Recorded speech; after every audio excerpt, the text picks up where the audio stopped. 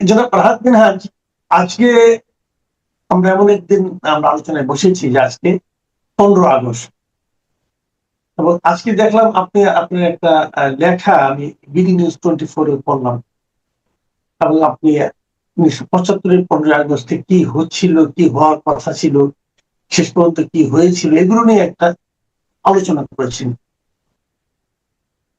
আমাদের বিবেচনায় আমরা কতগুলো জিনিস লক্ষ্য করি আমাদের দেশের রাজনীতিতে, যে যখন একটা রেজিম চেঞ্জ হয়, একটা সরকারের পতন ঘটে, নতুন একটা সরকার আসে, আমরা যেন সবকিছু নতুন করে লিখতে চাই।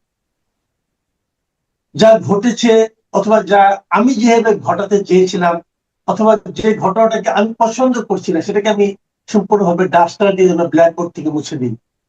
কিন্তু জীবনটা তো ব্ল্যাকবোর্ড না, জীবনটা তো মুছে দেওয়া যায় না। যা ঘটেছে তাই তো ঘটেছে, সেটাই তো ইতিহাস। ইতিহাস নতুন করে লেখার একটা প্রবণতা কিন্তু আমরা দেখতে পাই। এগুলো আমাদের ব্যথিত করে, অনেক সময় উত্তেজিত করে, অনেক সময় ক্ষুব্ধ করে, অনেক সময় আমরা অসহায়ের মধ্যে মেনেও নিই। সেগুলো যার যার ব্যাপার, এটা নিয়ে আমি অতটা আপনার সঙ্গে আলোচনা করতে চাই না। আমি যে কথাটা বলতে চাচ্ছি, আজকে কি ঘটলো। আজকে সকালে আপনি যদি যে কোনো একটা পত্রিকা পড়েন দেখবেন যে ধানমন্ডি 32 নম্বরে, যেখানে বঙ্গবন্ধু শেখ মুজিবুর রহমানের বাসস্থান ছিল শেষ দিন পর্যন্ত, যেটাকে নাকি অন্তর্বর্তীকালীন সরকারের সময়ে ঘুরিয়ে দেওয়া হয়েছিল। সরকার ঘুরিয়ে দেয়নি, অন্য কেউ ঘুরিয়ে দিয়েছিল, সরকার সেটাকে ফেরানোর চেষ্টা করেনি। সেই জায়গা দিয়ে যাতে কেউ হেঁটেও যেতে না পারে, সেই জন্য রাস্তার দুদিকে আপনার পুলিশ প্রহরা ছিল। এই হলো বাস্তবতা। একজনকে বোধহয় অ্যারেস্ট করা হয়েছিল, ওখান থেকে গিয়েছিল, সে কেন গেল, কেন সে ফুল দিতে গেল, এই অপরাধ।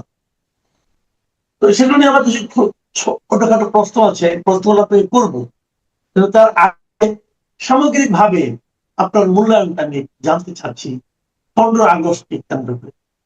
15 আগস্টকে আপনি কিভাবে দেখেন, এখন কিভাবে দেখছেন?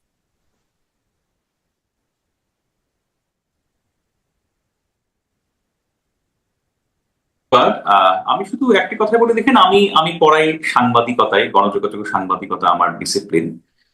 কিন্তু আমার বাংলাদেশের রাজনৈতিক ইতিহাস এবং সামরিক ইতিহাসের প্রতি আমার একটু আগ্রহ আছে। আমি একটু পড়াশোনা করি, আমার দু একটা বইও প্রকাশিত হয়েছে এই প্রেক্ষাপটে আর কি। তো যাই হোক, আমি কি খুব সামান্য পাঠক বলতে পারেন ইতিহাসের আর কি। তো ইতিহাসের সামান্য পাঠক হিসেবে আমার যে বিশ্লেষণ, প্রথমত হচ্ছে, এটা তো আর বলার অপেক্ষা রাখে না যে 1975 সালের 15 আগস্ট শুধুমাত্র বাংলাদেশ নয়, পুরো বিশ্বের যে রাজনৈতিক ইতিহাস, সেই রাজনৈতিক ইতিহাসের অন্যতম একটা কি বলা যায়, কালো দিন বা একটা জঘন্য বর্বর হত্যাকাণ্ডের দিন। হ্যাঁ, এবং এটা তো আসলে কারো কারো কারোর পক্ষে এটা অস্বীকার করার সুযোগ নেই। আপনাকে আমি ছোট্ট একটা উদাহরণ দিই, দেখেন। 15 আগস্ট বঙ্গবন্ধু শেখ মুজিবুর রহমান তিনি সপরিবারে নিহত হয়েছিলেন।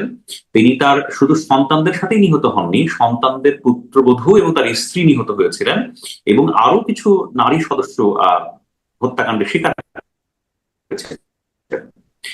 পৃথিবীর ইতিহাসে রাজনৈতিক পালাবদলের সময় এরকম হত্যাকাণ্ডের বহু ইতিহাস আছে, কিন্তু এইরকম রাজনৈতিক পালাবদলের সময় সপরিবারে হত্যাকাণ্ড, শিশু এবং নারী সহ হত্যাকাণ্ড, সেই ইতিহাসটা খুব কম। শুধুমাত্র একবার 1917 সালে, সেটা হচ্ছে আপনার জার দ্বিতীয় নিকোলাস রাশিয়ার, তিনি যখন ক্ষমতাচ্যুত হন আপনার সমাজতান্ত্রিক বিপ্লবীদের দ্বারা, তার কিছুদিন পরে তিনি আপনার সপরিবারে হত্যাকাণ্ডের শিকার হয়েছিলেন। আর খুব সম্ভবত লিবিয়াতে, এটা 1957 অথবা 58 সালের দিকে, যাকে আপনার ক্ষমতাচ্যুত করা হয়েছিল, তাকেও পরিবার সহ হত্যা করা হয়েছিল। তো সেই বিবেচনায় নিঃসন্দেহে বাংলাদেশের ইতিহাসে এটা একটা কলঙ্কময় দিন, এটাকে অস্বীকার করার কোনো সুযোগ নেই। আপনি যে রাজনৈতিক দলেরই হন, যে মতাদর্শের মানুষই হন, এটা যে একটা বড় বড় হত্যাকাণ্ড, আমার মনে হয় না এটা কেউ আসলে অস্বীকার করতে পারে। হ্যাঁ, রাজনৈতিক নানা অনুষঙ্গ আছে, রাজনৈতিক নানা আপনার বিষয় আছে, যে বিষয়গুলো আমরা অবশ্যই সমালোচনা করতে পারি। নিশ্চয়ই বঙ্গবন্ধু শেখ মুজিবুর মধ্যে নানা ধরনের বিষয় ছিল, নানা ব্যর্থতা ছিল, ক্ষমতা কুক্ষিগত করার, ক্ষমতা চিরস্থায়ী করার প্রবণতা ছিল, যার আপনার সবশেষ আপনার পদক্ষেপ ছিল বাকশাল প্রতিষ্ঠা। সেগুলো নিয়ে অবশ্যই আমাদের সমালোচনা আছে, সেগুলো আমরা অবশ্যই নানা কিছু প্রত্যাখ্যান করি। কিন্তু তাই বলে একটা রাষ্ট্রপ্রধানকে সপরিবারে হত্যা, শিশু সহ নারী সহ হত্যা, এটা আমার ধারণা পৃথিবী যতদিন টিকে আছে ততদিন আপনার বিশ্বের ইতিহাসে একটা কলঙ্কজনক বর্বর হত্যাকাণ্ড হিসেবেই বিবেচিত হবে। এতে আমার কোনো সন্দেহ নেই। জি। তো এখন আমার আমার যেটা বড়, ধরেন একজন সাধারণ নাগরিক, আহ কেউ না কেউ, আপনি নিজেও যেটা বললেন, আমি নিজেও ওভাবেই বলি যে বঙ্গবন্ধু শেখ মুজিবুর রহমান যখন দায়িত্ব নিলেন 72-এ এসে, তারপর 75 পর্যন্ত উনি ছিলেন, এই সময় ওনার যে শাসনকাল, সেটাকে আমি সমালোচনা ঊর্ধ্বে রাখি না, বরং আমি সমালোচনাই করি। আমি ব্যক্তিগতভাবে এটাকে আমি সমালোচনাই করি। আমার আমার আমি তখন মানে স্টুডেন্ট, আমি তখন একদম ছোট না। আমি তখন দেখেছি, আমি যখন ক্লাস 8-এ পড়ি, উনি যখন মারা যান, 8 না 9-এ মনে আছে। এবং খুব কষ্টকর জীবনযাপন আমরা করেছি। আমাদের 74-এর দুর্ভিক্ষ, এটা আমি দেখেছি, এটা আমাদের জীবনের উপর দিয়ে গিয়েছে। কিন্তু ওনার শাসনকালকে আমি একটা ব্যর্থ শাসনকালে বলি। কিন্তু যে কথাটা আপনি বললেন, যে ঘটনা ছিল নৃশংস ঘটনা, মানে আপনি যদি মনে করেন যে উনি খারাপ ছিলেন, ওনার বিচার হতে পারতো, অনেক কিছু হতে পারতো। কিন্তু বাচ্চা শিশুদের সহ হত্যা করা, প্রেগনেন্ট মহিলাকেও হত্যা করা যুদ্ধ শুনেছিলাম, এগুলো মর্মান্তিক। কিন্তু তারও যে বড় কথা, তারপরও তো ওনার কিছু অনুসারী আছে, ওনার কিছু ভক্ত আছে যারা ওনাকে পছন্দ করতেন। আমার বাবা মারা গেলে আমি তার বাবার মাজারে যে ফুল দিতে পারি, তার কবরে যে ফুল দিতে পারি, ওনার প্রতি শ্রদ্ধা জ্ঞাপন করতে। আমার চাচা মারা গেলে, আমার প্রতিবেশী মারা গেলে, যাকে আমি ভালোবাসি, তার মৃত্যুতে আমি শোক প্রকাশ করতে পারি। কিন্তু এখানে সেটাও করতে দেওয়া হচ্ছে না। যেহেতু আজকে গ্রেপ্তার করা হয়েছে, ওই এলাকায় কাউকে যেতে দেওয়া হচ্ছে না ওনার বাড়ির থেকে। এই যে ঘটনাগুলো, এগুলোকে আপনি মানে পলিটিক্যালি কিভাবে দেখেন? না, আপনি ঠিক বলেছেন। প্রথমত হচ্ছে, আমি যেহেতু রাজনীতিবিদ নই, আমি রাজনৈতিক দৃষ্টিকোণ থেকে এটা ব্যাখ্যা করার সামর্থ্য আমি রাখি না, নাম্বার ওয়ান। তবে যেহেতু আমি একাডেমিশিয়ান, আমি যেহেতু একটু পড়াশোনা করি, আমি কয়েকটা ছোট্ট উদাহরণ আপনাকে বলি। দেখেন, 5 আগস্ট পূর্ববর্তী এবং পরবর্তী সময়ে বাংলাদেশে একটা অত্যন্ত আলোচিত শব্দ হচ্ছে ফ্যাসিবাদ, ফ্যাসিজম, হ্যাঁ, যেটা আপনার ইতালিতে আপনার গত শতাব্দীতে আপনার পরিপূর্ণভাবে আপনার বাস্তবায়িত হয়েছিল। তো ফ্যাসিজমের নানা ধরনের আপনার কন্টেন্ট আছে, ফ্যাসিজমের নানা ধরনের আপনার উদাহরণ আছে, ফ্যাসিজমের নানা ধরনের আপনার উপসর্গ আছে, উপাদান আছে। তো আমি শুধুমাত্র এটুকু বলি আপনাকে যে, যখন আপনি কাউকে তার রাজনৈতিক মতাদর্শ বা রাজনৈতিক আদর্শের চর্চা করতে দেন না, সেটা আপনার ফ্যাসিজমের অংশ কিনা, উপাদান কিনা, আপনার একটু পড়াশোনা করে দেখতে পারেন। হ্যাঁ, আমি শুধু এইটুকুই বলি, আমার পক্ষে আর বেশি বলা সম্ভবপর নয় বর্তমান বাস্তবতায় আর কি। হ্যাঁ, যে আপনারা একটু দেখবেন যে, কেউ যদি কোনো একটা রাজনৈতিক দলের প্রতি আনুগত্য প্রকাশ করেন, সে যদি অপরাধী না হন, সে যদি খুনি না হন, সে যদি কাউকে কারোর প্রতি যদি অন্যায় না করে থাকেন, এবং তিনি যদি তার রাজনৈতিক মতাদর্শ আপনারা চর্চা করতে চান, কাউকে শ্রদ্ধা জানাতে চান, সেটাকে বাধা দেয়া কোন ধরনের আচরণ, যারা একটু পড়াশোনা করেন, জানেন, তারা একটু দেখতে পারেন। হ্যাঁ, আমার মনে হয় উত্তরটা পেয়ে যাবেন। আর আপনাকে আমি আরেকটা কথা বলি, হ্যাঁ, সেটা একটু মনে রাখা প্রয়োজন। দেখুন, বঙ্গবন্ধু শেখ মুজিবুর রহমান তো শুধু আপনার বাংলাদেশের স্বাধীনতা সংগ্রামের অবিসংবাদিত নেতা ছিলেন না, তিনি একই সাথে একটি রাজনৈতিক মতাদর্শের প্রধান ব্যক্তিত্ব ছিলেন। তিনি আজও একটি রাজনৈতিক মতাদর্শের প্রধান বাতিঘর, সেটা হচ্ছে বাঙালি জাতীয়তাবাদ ভিত্তিক যে রাজনীতি, সেই রাজনীতি তিনি একজন একজন প্রধান আইকন। তো দেখা যায় এরকম যে, বাঙালি জাতীয়তাবাদের বিরুদ্ধে যে সকল রাজনৈতিক দল বা রাজনৈতিক মতাদর্শের অবস্থান, তারা শুধুমাত্র শেখ মুজিবুর রহমানকে বাংলাদেশের রাষ্ট্রযন্ত্রের ইতিহাস থেকে মুছে ফেলা নয়, তার রাজনৈতিক চর্চা যাতে বহাল না থাকে, সেটার জন্য কিন্তু বাংলাদেশের বিভিন্ন সময় বিভিন্ন রাজনৈতিক পক্ষ, বিভিন্ন সরকার সেই চেষ্টা করে গেছে। কিন্তু একটা কথা আপনাকে আমি পরিষ্কার করে বলি আমার সামান্য জ্ঞানে, হ্যাঁ, এটা হচ্ছে, কোন রাজনৈতিক ব্যক্তিকে হত্যা করে, কোন রাজনৈতিক কর্মসূচি পালন করতে না দিয়ে রাজনৈতিক মতাদর্শ বা রাজনৈতিক আদর্শকে মুছে দেয়া যায় না। বরং কেউ যদি আপনার কোন রাজনৈতিক মতাদর্শ, রাজনৈতিক আদর্শকে অবদমন করার চেষ্টা করে, মুছে দেওয়ার চেষ্টা করে, তখন সেই রাজনৈতিক চিন্তা, সেই রাজনৈতিক মতাদর্শ আরো শক্তিশালী এবং আরো আপনার গ্রহণযোগ্য হয়ে মানুষের সামনে আপনার প্রতিষ্ঠিত হয়। তো যারা আসলে এই কাজগুলো করছেন, আগেও করেছেন, তারা কিন্তু জানেন, হ্যাঁ, যে এর ফলাফলটা কি। কিন্তু তারপরেও আমাদের বাংলাদেশের বাস্তবতাটা কি? বাংলাদেশের বাস্তবতা হচ্ছে, যখনই যে সরকার যখন ক্ষমতায় আসে, তখনই আসলে আগের যা কিছু আছে সবকিছুকে মুছে ফেলার চেষ্টা করে, যেটা আপনি একটু আগে বললেন আর কি। হ্যাঁ, তো সেই চর্চা এবং সেটাকে অপ্রাসঙ্গিক করে দেওয়ার চেষ্টা করে, সেই চর্চা তো আমার ধারণা এখনো চলমান, সেটা আপনি আমি চাইলেই আটকাতে পারবো বলে মনে হয় না। আমরা অন্তর্বর্তীকালীন সরকারের আমলে কিছু জিনিস দেখেছিলাম যেগুলো আমাদেরকে অনেককে, আমি জানি না, আমাকে ব্যক্তিগতভাবে আহত করেছে, আমি অন্যের উপর চাপাচ্ছি না, যে ইতিহাসকে মুছে ফেলার চেষ্টা, ইতিহাসকে নতুন করে লেখার চেষ্টা। আমরা কিন্তু অনেক কিছু দেখেছি, ৭১ কি হয়েছিল সেটা নতুন একটা আপনার ব্যাখ্যা দাঁড় করানোর চেষ্টা, এগুলো আমরা অন্তর্বর্তীকালীন সরকারের আমলে দেখেছি। আসলে আপনি তো যেহেতু একজন মানে শিক্ষাবিদ, আপনাকে আমি এই প্রশ্নটা করতে চাই যে ইতিহাসটাকে নতুন করে লেখা যায়, এটা এমন কোন উদাহরণ আছে যে ইতিহাস আমি যে চাই সেভাবে নতুন করে লেখা হবে, ইতিহাস পাল্টে দেওয়া যাবে, নতুন ব্যাখ্যা দেওয়া করানো হয়তো বা যায়, আমি ঠিক জানি না, আপনার অভিজ্ঞতা কি বলে? না, প্রথমত হচ্ছে, কে আপনার একটা চ্যাপ্টার পুরোপুরি মুছে নতুন করে লিখতে চায়? আপনাকে প্রথমত এটা বলতে হবে যে এটা কে তাগিদ বোধ করে। সেই তাগিদ বোধ করে যার ওই ইতিহাসের চ্যাপ্টারে যার গ্লানি আছে, অপমান আছে, যার পরাজয়ের ইতিহাস আছে। শোনেন, বাংলাদেশের মুক্তিযুদ্ধের ইতিহাসে অনেক ধরনের তর্ক বিতর্ক, অনেক গ্রে এরিয়া, অনেক ধরনের স্বস্তি অস্বস্তির অনেক কিছু আছে, আমি আপনাকে বলছি। কিন্তু তারপরও বাংলাদেশের মুক্তিযুদ্ধ এবং বাংলাদেশের স্বাধীন ভূখণ্ড, এটা আপনার আমার জাতীয় জীবনের সর্বশ্রেষ্ঠ অর্জন, বাঙালি জাতির হাজার বছরের ইতিহাসের সর্বশ্রেষ্ঠ অর্জন। তো এই অর্জনের যে আপনার মহাকাব্য, এই মহাকাব্যকে মুছে যে নতুন করে লিখতে চায়, যে নতুন করে সবকিছু বদলে দিতে চায়, আপনাকে মনে রাখতে হবে তার হয়তো এই ইতিহাসের প্রেক্ষাপটে অনেক গ্লানি অথবা অপমানের অনেক চ্যাপ্টার আছে, অনেক চিহ্ন আছে, এবং সে সেটাকে মুছতে চায়। এবং আমি অত্যন্ত পরিতাপের সাথে, দেখেন, বাংলাদেশের ইতিহাসে ডক্টর মোহাম্মদ ইউনূস সাহেবের আপনার অন্তর্বর্তী সরকার ছিল, আমি বলবো গুণী জ্ঞানী শিক্ষিত মানুষের একটা সরকার।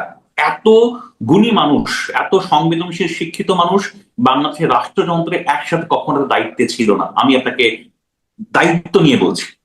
কিন্তু এই মানুষগুলো বাংলাদেশের মুক্তিযুদ্ধের ইতিহাসের প্রতি এত অসংবেদনশীল আচরণ করেছে, এই মানুষগুলো বাংলাদেশের মুক্তিযুদ্ধের ইতিহাস নিয়ে এত ভীতিকর, এত আপনার ঘৃণ্য সব আপনার কর্মকাণ্ড করেছে, যে এই যে গুণীজন শিক্ষিত জন, এই মানুষদের প্রতি না, আমার ধারণা আমি সহ বহু মানুষের শ্রদ্ধাবোধ উঠে গেছে। আরে এটা কি করছে? যেমন ধরেন ধানমন্ডি ৩২ নম্বর, এখন ধরেন একটা রাষ্ট্রযন্ত্র টিকে আছে, একটা রাষ্ট্রযন্ত্র আছে, পুলিশ আছে, আর্মি আছে, র্যাব আছে, বিজিবি আছে, একদল মানুষ যে একটা সরকারি সম্পত্তি, ৩২ নম্বর কিন্তু সরকারি সম্পত্তি, হ্যাঁ, আপনি আক্রমশত সেটা ভাঙছেন, পুড়ছেন, সেটা গুড়িয়ে দিচ্ছেন, এবং সেটা এক ধরনের ভয়ঙ্কর রকম ঘৃণার চর্চা হচ্ছে। আমি আপনার সাথে আলাপ করছি, এই আলাপের একটা লক্ষ্য আপনার আওয়ামী লীগের পুনঃপ্রতিষ্ঠা নয়, ২৪-এর গণ অভ্যুত্থানের যে আপনার রক্তদান, ২৪-এর গণ অভ্যুত্থানের যে চেতনা, সেটার বিরোধী নয়। কিন্তু আমি আমার রাষ্ট্রযন্ত্রের একজন অন্যতম প্রধান স্থপতি, তার যে অবদান, তার স্মৃতি, তার প্রতি আমি শ্রদ্ধাশীল হব না? আমি আপনাকে একটা কথা খুব সহজ করে বলি, অনেকেই ৩২ নম্বর নিয়ে অনেক কথা বলেন, অনেক আপনার কষ্ট পান। আমার একটা অনুভূতির কথা আপনাকে আজকে বলে যাই, হ্যাঁ, হয়তো অনেকে ভালো লাগতে পারে, অনেকে বিরক্ত হতে পারে। দেখেন, ৩২ নম্বর যখন ভাঙা হয়েছে তখন আমার কাছে মনে হয়েছিল বাংলাদেশে কোনো রাষ্ট্রযন্ত্র নেই, রাষ্ট্রযন্ত্র আপনার মুছে গেছে, there was no government, number one. Number two, ৩২ number যখন ভাঙা হয়েছে, গোড়া হয়েছে, পোড়া হয়েছে, আমার কাছে মনে হয়েছে যে যারা এটা করছে, বাবা, তোমাদের কলিজাটা তোমার ঠান্ডা করো, তোমাদের যদি রাগ থাকে, ক্ষোভ থাকে, ঘৃণা থাকে, ঠিক আছে, তোমরা ভাঙো, ভাঙো, গুঁড়ো মোছো, শেষ করে দাও, আমরা দেখি। আমার মনে হয় তারা যদি শান্ত হয়ে থাকে, তারা যদি আপনার শান্তি পেয়ে থাকে, তাও ভালো, যে বাবা তোমরা। কিন্তু আমি ব্যক্তিগতভাবে মনে করি এর বিপরীতেও একটা মানুষের আপনার কষ্টের কাহিনী আছে, কষ্টের কাব্য আছে। এই ঢাকা শহর থেকে সারা বিশ্বের বহু মানুষ এই স্মৃতি বিজড়িত, মুক্তিযুদ্ধের স্মৃতি বিজড়িত বাড়িটা যখন আপনার এইভাবে নৃশংসভাবে ভাঙা হয়েছে, ভয়ঙ্কর রকম ঘৃণা সূচক ভাবে ভাঙা হয়েছে, কিন্তু বহু মানুষ কষ্ট পেয়েছে। এবং আপনি বিশ্বাস করেন, আপনার সাথে আমি কথা বলছি আজ 2026-এর আপনার 15 আগস্ট কথা বলছি, হতে হতে পারে 10 বছর 15 বছর পর এই ৩২ নম্বরই আপনার বহু বাঙালির কাছে শ্রদ্ধা জানানোর তীর্থস্থান হতে পারে, হতে পারে এই ৩২ নম্বরই বহু মানুষের, শত শত মানুষের, হাজার হাজার মানুষের, কোটি কোটি মানুষের পাপ মোচনের তীর্থস্থান হতে পারে, হতে পারে এই 32 নম্বরে শ্রদ্ধা জানানোর জন্য দিনের পর দিন, রাতের পর রাত মানুষজন লাইন দিয়ে দাঁড়ায় থাকতে পারে, ঘটতে পারে। এটা বাংলাদেশ। তবে আমি ব্যক্তিগতভাবে মনে করি এটা তো আমার ধরেন একটা কল্পনা বা এটা আমার চিন্তা। আমার কাছে মনে হয় ধরেন শেখ মুজিবুর রহমানের শাসনামলের অনেক দুর্বলতা ছিল, অনেক ভুল ছিল, অনেক সমালোচনা ডেফিনেটলি আছে, হ্যাঁ। কিন্তু শেখ মুজিবুর রহমানের প্রতি আপনার 5ই অগস্টের পরে এই জাতি যেভাবে আপনার অশ্রদ্ধা, যেভাবে আপনার ঘৃণা, যেভাবে আপনার অবজ্ঞা প্রদর্শন করেছে, কোনো না কোনো একদিন এর বিপরীত একটা চিত্র হয়তো আমি দেখতে পারি। আপনি নিশ্চয়ই আরো 10-15 বছর বাঁচবেন, আমিও হয়তো আল্লাহ চাইলে বাঁচবো, ঘটনা ঘটতে পারে। জি, অনেক ধন্যবাদ জনাব রাহাত মিনহাজ। আজকের আলাপ না বাড়াই, কারণ আমরা আমি একেবারে 30 সেকেন্ড সময় আপনার কাছে আর কি, হ্যাঁ। দেখেন, আমি ওই যে বললাম যে আমি খুব সামান্য শিক্ষাবিদ, আমি একটু পড়াশোনা করি আর কি, হ্যাঁ। আমি একটা বইয়ের একটা অংশের 4টা লাইন একটু আপনাদের পড়ে শোনাই আর কি, হ্যাঁ। এটা বইটা হচ্ছে জনাব আহমদ ছফার বই। সেই বইয়ে আপনার তার একটা নিবন্ধ আছে, যে নিবন্ধের নাম হচ্ছে তার নাম শেখ মুজিবুর রহমান, হ্যাঁ। এটা তিনি 1988 সালে লিখেছিলেন, হ্যাঁ। এই নিবন্ধের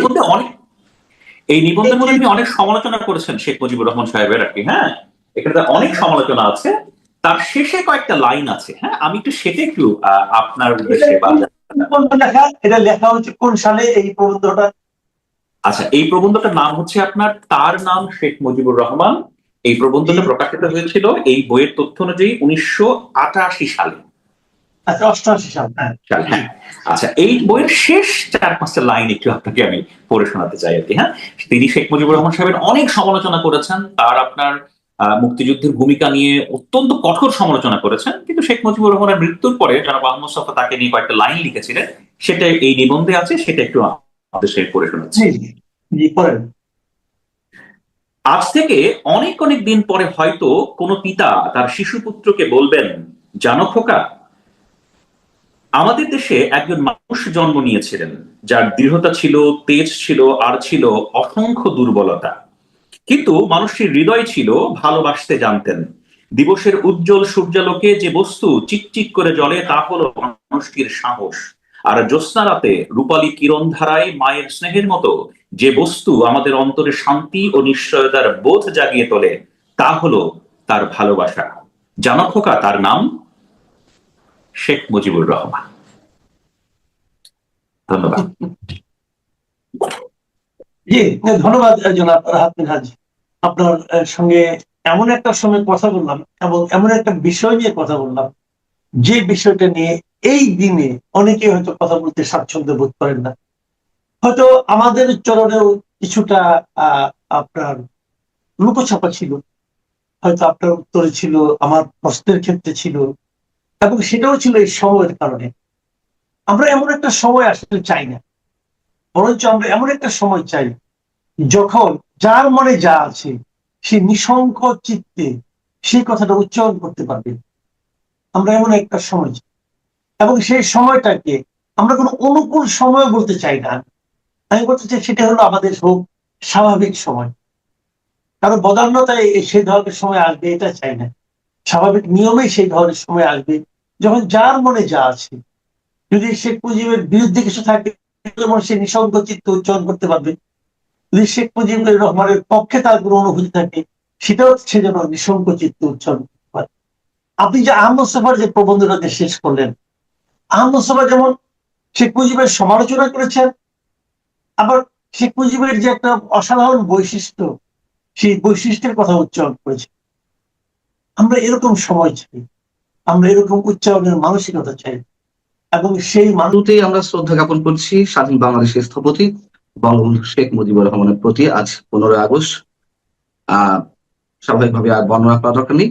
আপনার কাছে আমার যে প্রশ্নটি প্রথমেই, সেটি হচ্ছে যে আওয়ামী লীগ নিষিদ্ধ, আওয়ামী লীগের রাজনৈতিক কার্যক্রম নিষিদ্ধ, আইনগতভাবে সরকার নানান ধরনের পদক্ষেপ নেবে, সব ঠিক আছে।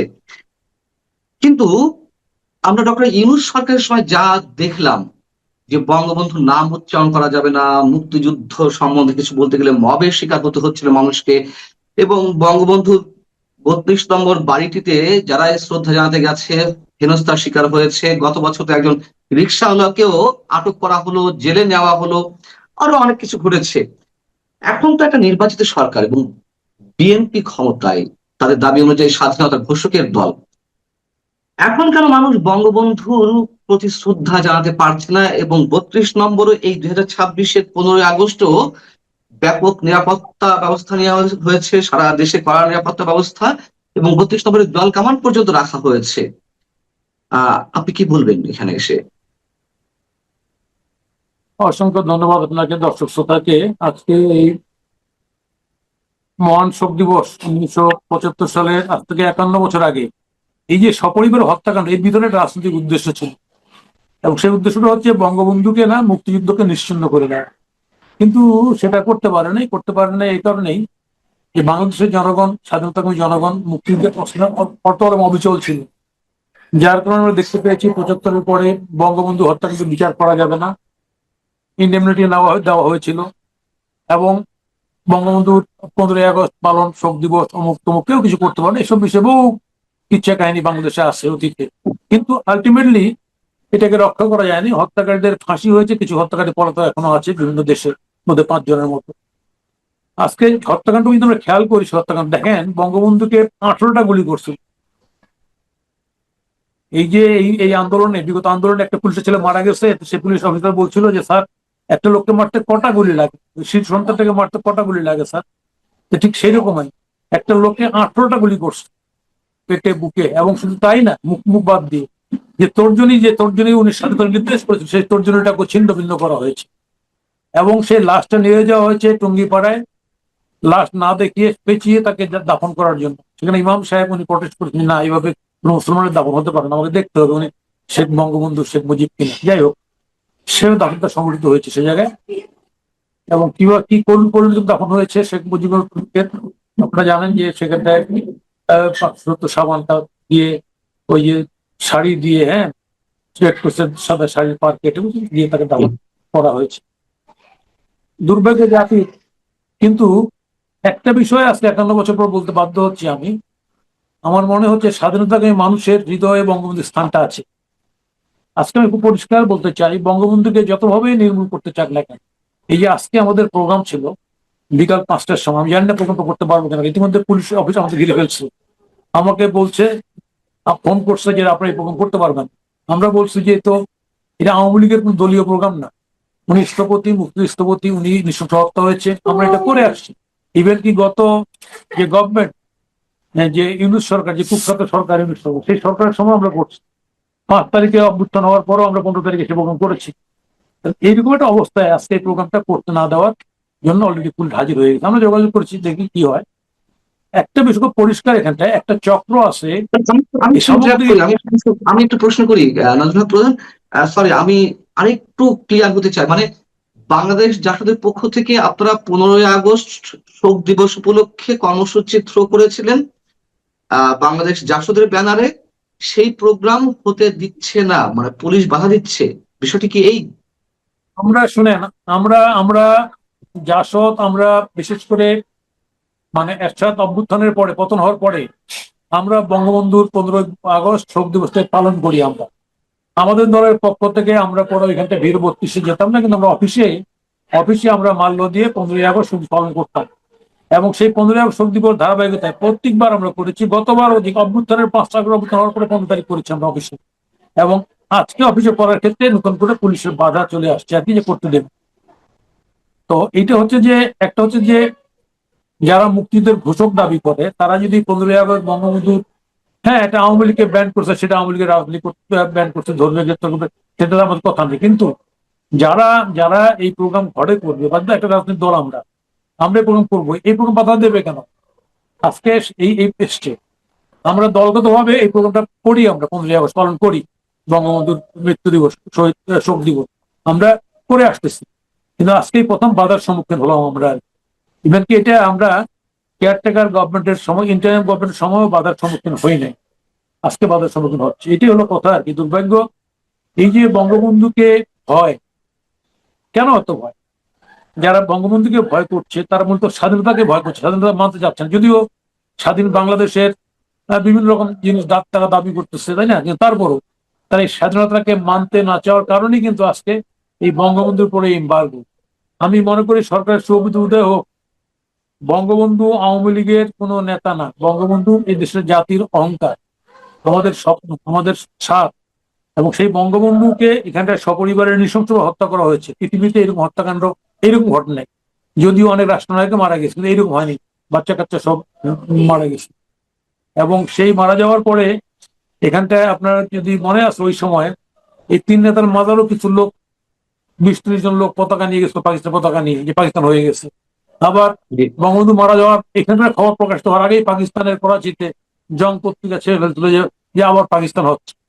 এই যে পাকিস্তানি ভূতের যে চক্র, এই চক্রের যে কারসাজি, সেই কারসাজিতেই কিন্তু আজকে বাংলাদেশের রাজনীতি উলটপালট খাচ্ছে, ঘুরতেছে।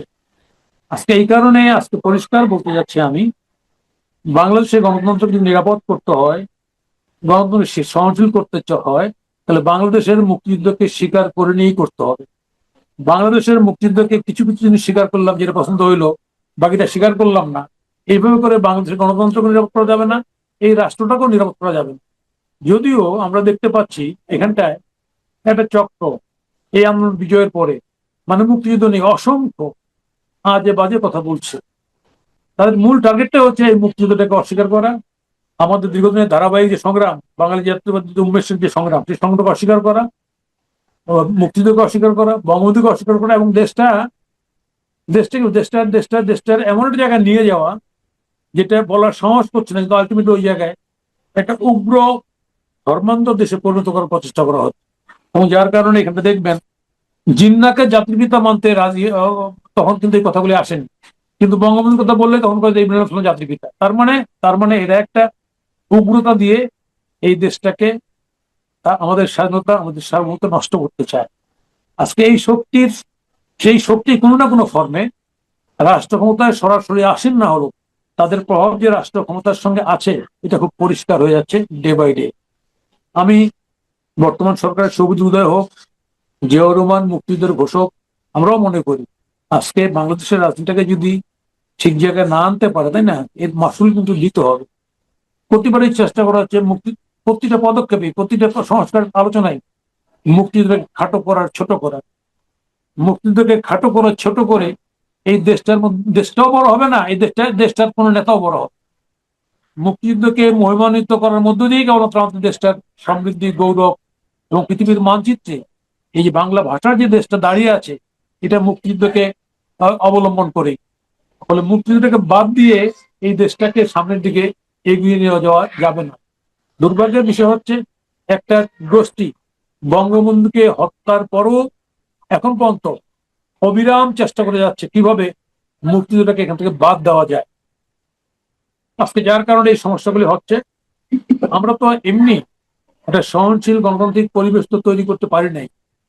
আমরা জানি পৃথিবীতে গণতন্ত্রের মডেলে, গণতান্ত্রিক সমাজে অভ্যুত্থান আছে, সরকারের পতন আছে, আবার গণতান্ত্রিক সমাজও আছে। আমরা দেখেছি পাকিস্তান আমলে এখানে আইয়ুব শাহী ক্ষমতা 10 বছর ছিল, অভ্যুত্থানে পরাস্ত হয়েছে, এরপরে মুসলিম লীগকে নির্বাচনেও পরাস্ত করা হয়েছে, তারপর ক্ষমতা দেবে না, এই কারণে মুক্তিযুদ্ধ দেশ স্বাধীন হয়েছে।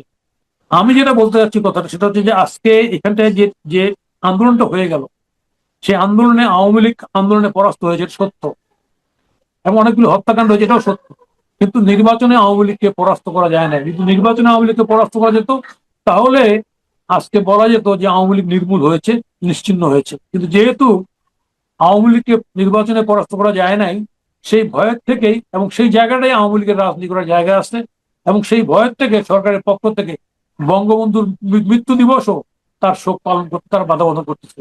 আমি একটা পরিষ্কার কথা বলতে চাই, যারা আন্দোলন করছেন তাদের প্রতি সংগতি জানিয়ে আমরাও করেছি, আন্দোলনে শরীক ছিলাম, যে পৃথিবীতে গণতান্ত্রিক সংগ্রামের মডেলে ফ্যাসিজম যেমন আছে, মুসলিন হিটলারের টোটালিটারিয়ান তত্ত্ব, আবার রুশ বিপ্লব যেটাকে আমরা সমাজতান্ত্রিক বিপ্লব বলি, সেখানটাও একটা বিপ্লব অভ্যুত্থান আছে। রুশ বিপ্লবের পরে সেখানে স্টালিনের জন্ম হয়েছিল, এবং অনেক কুলাক বা জমিদার বা যোদ্ধারকে হত্যা করা হয়েছিল। আরেকটা বিপ্লবের মডেল আছে এখানটায়, এই যে আপনার খোমেনি বিপ্লব, যেটাকে প্রথমত ইসলামী বিপ্লব বলতে পারে শাহ বিপ্লব, সেই শাহ বিপ্লবেও কিন্তু আপনার দেখবেন যে সবাই এসে এরপরে শাহ আস্তে আস্তে সমস্ত অপিনিয়নকে বাদ দিয়ে একলা একক রাজত্ব তার শাহের খোমেনি বিপ্লবটাকে তার চূড়ান্ত করছে। আমি কথাটা তুললাম এই কারণে, আমি যদি ইউরোপের রেনেসাঁ ধরি, সাম্য, মৈত্রী, স্বাধীনতা, আমাকে স্বাধীনভাবে থাকতে বাঁচতে চাও, তাহলে এখানটা তো অবশ্যই গণতান্ত্রিক সমাজে আমাকে অপরের মতটাকে সহ্য করার মতো ক্ষমতা থাকতে হবে বা দেখাতে হবে। কিন্তু দুর্ভাগ্যের বিষয়, আজকে গণতন্ত্রের কথা বলে ভিন্ন মতকে, ভিন্ন পথকে এটা নিশ্চিহ্ন করতে চায়। এ তো সোভিয়েত সমাজতান্ত্রিক বিপ্লবও না করে নাই, আবার খোমেনি বিপ্লবও করে নাই। আসলে এই বিপ্লবটা ছিল একটা ককটেল বিপ্লব আমি মনে করি, যার কারণে এই সরকার ও পরবর্তীকালে সরকার ইন্টারিম গভর্নমেন্ট ঠিক করতে পারেনি কিভাবে চলবে। বর্তমান সরকার তো রাস্তাটা পরিষ্কার করতে পারছে না, আর পরিষ্কার করতে না পারার কারণেই কিন্তু এসবের মধ্যে ষড়যন্ত্রের রাজনীতি দানা বাঁধে। আপনি জানেন ইতিমধ্যে বাংলাদেশে, আমি পত্রিকা দেখেছি দুদিন আগে, বাংলাদেশে জঙ্গিবাদী গোষ্ঠীর তৎপরতা লক্ষ্য করা যাচ্ছে। বাংলাদেশে জাতিসংঘের নজরেও এসছে যে বাংলাদেশে এখানটায় তালেবান ফোর্সের মতো ফোর্স আছে। আজকে পাকিস্তান যত তার শরীর চিৎকার করে বেড়াও গণতন্ত্রের জন্য, পাকিস্তান এই জঙ্গিদের নিয়েই বসবাস করতেছে, এবং সেখানটায় এখন তো ভিন্ন জাতিসত্তার লড়াইও আমরা দেখতে পাচ্ছি। এই বাংলাদেশটা বাইরে অস্বস্তি রেখে পার্লামেন্টটা সুস্থ হইতে পারে না। পার্লামেন্টটাকে সুস্থ করতে হলে, এটা ঠিক আওয়ামী লীগ যেমন জামাত বিএনপিকে বাদ দিয়ে পার্লামেন্ট সুস্থ করতে চেয়েছে, পারে নাই, ক্ষমতা করছে 15-16 বছর। ঠিক তেমনি ভাবে আমি এই গভর্নমেন্টকে বলতে চাই, ভোট করেছেন, ডেমোক্রেটিকলি এসেছেন, কিন্তু রাজনৈতিক সহনশীলতা তৈরি করতে হবে। যদি তৈরি করতে পারেন তাহলে বাংলাদেশের আগামী ভবিষ্যৎ ভালো হবে, আর যদি না করতে পারেন তাহলে ভবিষ্যৎ অন্ধকার। আজকে বাংলাদেশে এত সমস্যার দেশ, সেই সমস্যার দেশে এককভাবে আমি 2/3 মেজরিটি না 3/3 মেজরিটি পাইতে পারি, কিন্তু এককভাবে এই সমস্যার মোকাবিলা করা সম্ভব না। ক্ষমতা চালানো যাবে, ক্ষমতায় থাকা যাবে, কিন্তু জনগণের জোয়ার যখন আসবে তখন এগুলি তাসের ঘরের মতো উড়াই যাবে। আমি সেই জায়গাটাই বলতে চাচ্ছি যে আমরা অনেকগুলি আন্দোলন সংগ্রাম ইতিহাস আমাদের আছে, অনেক সংগ্রাম করেছি আমরা, ফলে সেটাকে লক্ষ্য করে, অতীতটাকে লক্ষ্য করে, অতীতের উপর আমাদের সঠিক পর্যালোচনা করে বর্তমানের উপর দাঁড়িয়ে আমাদের ভবিষ্যৎটা আমাদের গড়তে হবে। যদি ভবিষ্যৎ গড়তে হয় তাহলে আমি বলবো democracy, democracy and democracy, tolerance, tolerance and tolerance. কোন রাজনৈতিক শক্তিকে রাজনৈতিকভাবে নির্মূল করে এই সিদ্ধান্ত, এই চিন্তা ব্যান করে দিয়ে এই চিন্তা কখনো সমাজের, দেশের মঙ্গল হয় না। নাজমুল প্রধান, আমার প্রশ্ন হচ্ছে যে আপনারাও তো আওয়ামী লীগ বিরোধী আন্দোলনে ছিলেন। আওয়ামী লীগ যেভাবে গণতান্ত্রিক ভাবে ক্ষমতায় থাকছিল কিংবা নির্বাচনবিহীন ব্যবস্থার মাধ্যমে তারা ক্ষমতা ধরে রাখছিল, তার বিরুদ্ধে আপনারা সোচ্চার ছিলেন। আওয়ামী লীগের রাজনৈতিক মানে মানে আওয়ামী লীগের নেতা কর্মীরা শোক দিবস পালন করবে না, প্রকাশ্যে শ্রদ্ধা জ্ঞাপন করতে পারবে না, ফুল দিতে পারবে না 32 নম্বরে, সব মেনে নিলাম। কিন্তু আপনারা তো আর আওয়ামী লীগের বি টিম নয়, বরং আরেকটি জাসদ যেটি ছিল, জাসদ ভেঙে আপনারা হলেন, তাই না? হাসান ইনু সাহেবের যে জাসদ সেটি আওয়ামী লীগের সঙ্গে ছিল, আপনারাও সেই জাসদ নন, আপনারা বাংলাদেশ জাসদ। ঠিক তারা যদি বঙ্গবন্ধুকে স্বীকার মানে বঙ্গবন্ধুকে শ্রদ্ধা করতে চান বা শ্রদ্ধা জানিয়ে কোনো অনুষ্ঠান শুরু করেন, সেটিও কেন বন্ধ করে দেওয়া হচ্ছে? আর 32 নম্বর একটা পোড়া বাড়ি, বিরান ভূমি এই মুহূর্তে, আপনি যদি এর মধ্যে বলেছেন যে কি উদ্দেশ্য বা কি করতে চাইছে, তারপরেও এত ভয় কিসের? বা আপনাদেরকেও কেন অনুষ্ঠান করতে দেওয়া হলো না? এটা এক সময় ওই যে সমাজতন্ত্রের তত্ত্ব যখন আসলো পৃথিবীতে, বুঝছেন না, সমাজতন্ত্র, তো তখন গোটা ইউরোপ শঙ্কিত হয়ে গেছিল। আরে সমাজতন্ত্র হলে তো আমরা শেষ হয়ে যাবো, আমাদের ধন সম্পদ পুঁজি শেষ হয়ে যাবে। এর উপরে লেখা আছে যে ইউরোপ কমিউনিজমের ভূত দেখেছে। এখানটায় মুক্তিযুদ্ধ যে শক্তি আজকে রাজত্ব করছে, যে শক্তিগুলি বাংলাদেশের রাজনীতির ষড়যন্ত্রের খেলা খেলছে, এটা কিন্তু মুক্তিযুদ্ধের ধারাবাহিকতা কিন্তু বাংলাদেশের রাজনীতিতে আসে নাই। কিন্তু আজকে বলতে বাধ্য হচ্ছি আমি, আজকে আওয়ামী লীগের ত্রুটির কারণে, ভুলের কারণে, ভুল শাসনের কারণে বাংলাদেশের ঘটনা ঘটছে। আজকে যেমন ধরেন এখানটায় আমরা মাঠের থেকে রাজনৈতিক দল গঠন করছি, চিনতে পারছি কি পারি আলাদা কথা, কিন্তু এখানটায় ক্ষমতায় গিয়ে দল গঠন হয়েছে, ক্ষমতাশ্রয়ী রাজনৈতিক দল। বর্তমান সরকার যেটা বিএনপি, এটা ক্ষমতায় গিয়ে এই দলটা তৈরি হয়েছে, এক্সেশন ক্ষমতায় গিয়ে তৈরি হয়েছে, রাজনৈতিক ধারাবাহিক সংগ্রামের মধ্যে তৈরি হয় নাই। ফলে এই দলগুলির চিন্তার মধ্যেই বিভ্রাট আছে, বিভ্রান্তি আছে। যদিও অনেক রাজনৈতিক দল এসব দলে যোগদান করেছেন, আমি বিভ্রাটটা এই কারণে আছে যে এরা স্বাভাবিকতাটাকে মানতে চান না। মানতে চান না দেখে আজকে আজকে এই যে 15ই আগস্ট, আমি তো মনে করি 15ই আগস্ট এই শোক দিবস, এটা গভর্নমেন্টের এক্ষেত্রে পরিষ্কার হওয়া উচিত ছিল যে কোনো দলগতভাবে দলগতভাবে যেহেতু আওয়ামী লীগ ব্যান্ড কোনো কার্যক্রম হবে না, কিন্তু কিন্তু শেখ মুজিবকে কেউ ঘরের মধ্যে কেউ রাস্তার মধ্যে প্রোগ্রাম করতে পারবে না, ধারণা পরিষ্কার করলে সরকারের খুব ক্ষতি হতো। কারণ সরকার তো মুক্তিযুদ্ধের দাবিদার, এবং তাদের যে নেতা জিয়াউর রহমান উনি ঘোষক সত্য ঘটনা থেকে। ফলে সেইটাকে যদি উনি মনে করে যে এটাকে বাদ দিয়ে ওইটাকে হাইলাইট করে তাহলে হবে না, তাহলে মুক্তিযুদ্ধটাকে ধারণ করার জন্য সরকারের একটা কর্মপদ্ধতি ঠিক করতে হবে, বেসিক জায়গা ঠিক করতে হবে। যদি ঠিক করতে পারেন তবেই রাজনীতিটা পরিষ্কার হবে, আর না হলে রাজনীতি পরিষ্কার হবে না, তাহলে কি বিএনপি কি রাজনৈতিকভাবে লাভবান হচ্ছে? এটি করে কি লাভবান হতে পারবে যে না। প্রক্রিয়া এখন চলছে? বিএনপি পরিষ্কার রাজনৈতিক লাইন নিতে পারেনি। যেমন আমি বলি, জিয়াউর রহমান যে পরিষ্কার লাইন নিয়েছিল, জিয়াউর রহমানের সময় দেশি বিদেশি ষড়যন্ত্র, আর্মিতে কু, অভ্যুত্থান, তাই না, অনেক ঘটনা ঘটেছে। জিয়াউর রহমান দ্রুত ক্ষমতা নিয়ে উনি হানা ভোট করে উনি ইলেকশনে ফেলেছেন সবাইকে, এবং সেখানে বাম, ডান, কমিউনিস্ট, আওয়ামী লীগ সবাই ভোট করতে পারছে। উনি কিন্তু ওই সময় আওয়ামী লীগকে ব্যান করতে পারতেন, যে না আওয়ামী লীগকে বাকশাল করতে, ব্যান ব্যান করেননি। কেন করেন নাই? রাজনৈতিক স্থিতিশীলতা চাইছেন উনি। তাহলে এই যে রাজনৈতিক স্থিতিশীল যাওয়া, সহনশীল যাওয়া, এই কাজটা কিন্তু বিএনপি গভর্নমেন্ট, আমার ধারণা এই যে ব্যান্ড, এই জায়গায় যাওয়া কোনো, আওয়ামী লীগের যারা বদমাইশ ক্রিমিনাল সবারই ফাঁসি, জেল জেল হইতে পারতো। বিএনপির লোকরা 17 বছর আইনি লড়াই করছে, কেস খাইতে, কাবাডি খাইছে। আওয়ামী লীগের লোকরা ঘুরতো জেলখানা, থানা, হাজত ঘুরতো। আর যারা পলাই গেছে এরা বাঁচত না, টাকা পয়সা লুট করে পলাই গেছে। তাহলে এই যে শক্তিটাকে হ্যান্ডেল করার ক্ষেত্রে এই যে আমি ত্রুটির পরিচয় দিচ্ছি, অথবা খামখেয়ালির পরিচয় দিচ্ছি, অথবা বুঝে উঠতে পারেনি, অথবা মনে করছে এইভাবে করে এক দলকে নিশ্চিহ্ন করে দেওয়া মানুষ ছিল না। বিএনপির যে সাপোর্ট বেস, যে ভিত্তি, এটা আওয়ামী লীগের সাপোর্ট বেস এক না। এমনি আওয়ামী লীগ যথেষ্ট অকাম করছে, অকাম করার কারণে আওয়ামী লীগের থেকে বিচ্ছিন্ন হয়ে গেছে। আজকে এই যে পরিণতি, এই পরিণতির মূল কারণ হচ্ছে আওয়ামী লীগ, যারা রুলিং ক্লিক ছিল আওয়ামী লীগের, এরা আওয়ামী লীগ থেকে বিচ্ছিন্ন, জনগণ থেকে বিচ্ছিন্ন হয়ে গেছে, যার কোনো অভ্যুত্থানের শিকার হয়েছে। আজকে সেই জায়গাটা গভর্নমেন্ট রিয়েলাইজ করতে ভুল করছে, ভুল করার কারণেই আজকে এই সমস্যাগুলি হচ্ছে। যত দ্রুত এটা সমাধান করতে পারবে, রিভিউ করতে পারবে, তত সরকারের জন্য লাভ হবে। যত দেরি করবে সরকারের জন্য অমঙ্গল হবে, এটা পরিষ্কার বলতে পারি। রাজনৈতিক অভিজ্ঞতা বলে যত দেরি করবে সরকারের জন্য অমঙ্গল হবে, দেশের জন্য অমঙ্গল হবে। আর যত দ্রুত রিয়েলাইজ করবে সরকার, তত দেশের জন্য মঙ্গল হবে, সরকারের জন্য মঙ্গল হবে। আপনি মুক্তিযোদ্ধা, আপনি একটি দলের নেতৃত্ব দিচ্ছেন, আপনি বঙ্গবন্ধুকে স্মরণ করবেন সেটি পারছেন না, কিন্তু সেখানে আমরা দেখছি এই 15ই আগস্টেই কোন কোন নতুন আত্মপ্রকাশ করা দল, তারা এই বিকেল 5টায় সম্ভবত জাদুঘরের সামনে, জাতীয় জাদুঘরের সামনে কর্মসূচি দিয়েছে। আমি নাম উল্লেখ করে বলছি, বাংলাদেশ আজাদ পার্টি। এবং এই আজাদ পার্টি যিনি কর্ণধার, তিনি ফেসবুকে ঘোষণা দিয়েছেন, আমার সামনে আছে সেটি। তিনি বলছেন যে জুলাই শুধু, মানে আগস্ট শুধু 36 জুলাই নয়, আগস্ট আমাদের অনেক কিছু পাওয়ার জিনিস। এবং আজকে এই অনুষ্ঠান করা হবে দ্বিতীয়ার্ধে সুধী সমাবেশ। সেই সুধী সমাবেশ উদ্বোধন করবেন 15ই আগস্ট বিপ্লবীদের স্বজনেরা। আপনি কি শব্দটা শুনতে পাচ্ছেন? 15ই আগস্ট বিপ্লবের স্বজনেরা, আত্মীয় স্বজনেরা। তার মানে কি, 15ই আগস্ট একটি বিপ্লব সাধিত হয়েছিল, বঙ্গবন্ধুকে যারা হত্যা করেছিল তারা বিপ্লবী নায়ক, তাদের আত্মীয় স্বজনেরা এই প্রোগ্রাম করবে। আপনার এই প্রোগ্রামটাও হবে, কিন্তু আপনি মুক্তিযোদ্ধা, আপনার দলের পক্ষ থেকে আপনি বঙ্গবন্ধুকে স্মরণ করতে পারছেন না। তাহলে কোথায় দাঁড়িয়ে আছে? একটা বিষয় খুব পরিষ্কার করে বলতে চাই।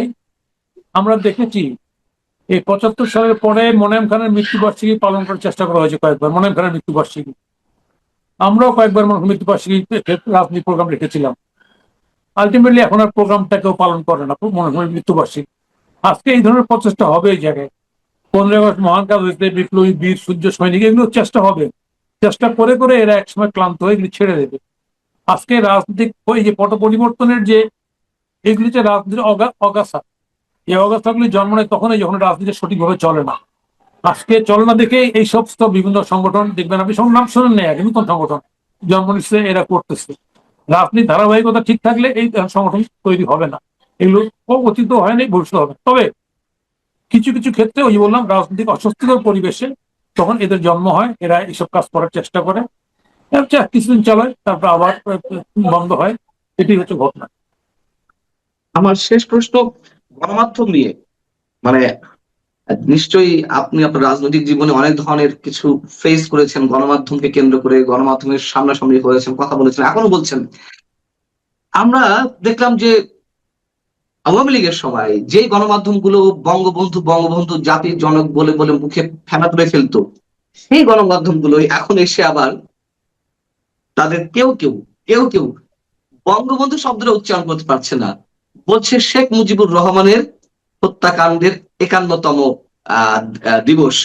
অথচ এই গণমাধ্যমগুলো একবারে মানে অতিমাত্রায় চাটুকারিতা যেমন করেছে, আবার কোনো কোনো গণমাধ্যম শ্রদ্ধার জায়গা থেকে বঙ্গবন্ধুকে স্মরণ করেছে। তাদের কেউ আবার এই পরিবেশে এসে তারা বঙ্গবন্ধুর শব্দটাও উচ্চারণ করছে না, কেউ নিউজ না পারলেও দিচ্ছে না। আপনার এই বিষয়ে প্রতিক্রিয়া? আজকে সমকালের লেখা পড়লাম, মোজাম্মেল সাহেব কিন্তু চমৎকার লেখা লিখছে হুম, যে কোনো বান, মানে টোনা বান, জাদু আছে না বান, হ্যাঁ, বান নিক্ষেপ, হুম, ঝড় নিক্ষেপ আছে না বান, যে জি, কোনো বানেই বঙ্গবন্ধুকে নিশ্চিহ্ন করতে পারবে না। চমৎকার লেখা লিখেছেন, সমকাল পত্রিকা করলাম আজকে।